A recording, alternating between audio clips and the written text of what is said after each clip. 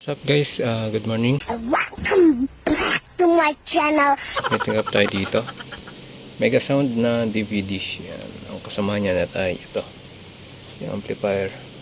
Ito daw ay na-stock na, hindi yan nagagamit. Ayan, ito nyo naman. May kalawang na. Pati itong isa. Itong isa okay na, naging problema lang naman ay yung kabilang side ay hindi gumagana. Na may lost connection lang. Kasi ito ang problema ay nag-open and close lang, hindi nagre-reading. So saksa ko. Okay, power natin. Yan, may power naman siya.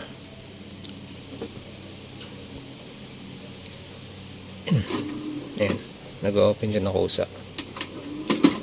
Okay. Yan. So buksan natin. Guys, nabuksan natin. Medyo yan, parang kailangan nalinis. Yan, medyo corroded na.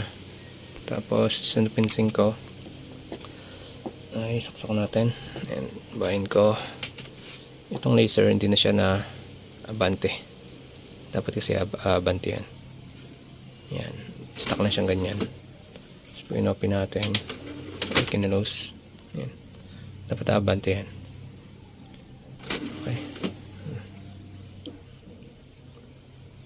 Try natin lagyan ng CD.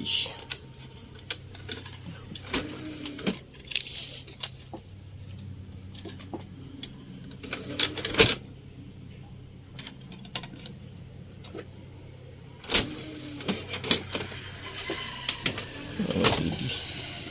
Yan. Dapat yung lens niya abante. Kaso hindi siya umaabante. Guys, balik tayo. Ang ginawa natin, nilinis natin yung corroded dyan. Tapos check natin yung motor, okay pa naman. Parang nag-stock na siya ng konti. Kasi siguro matagal na siyang hindi nagagamit. Saksak natin. Okay, saan ka? Yan, mapapansin nyo, gumalaw na paunahan yung lens nya. Tapos nakita nyo rin na umilaw. Tapos yan, nag-notice na siya. Lagay natin ng CD. Anong bahala. Okay.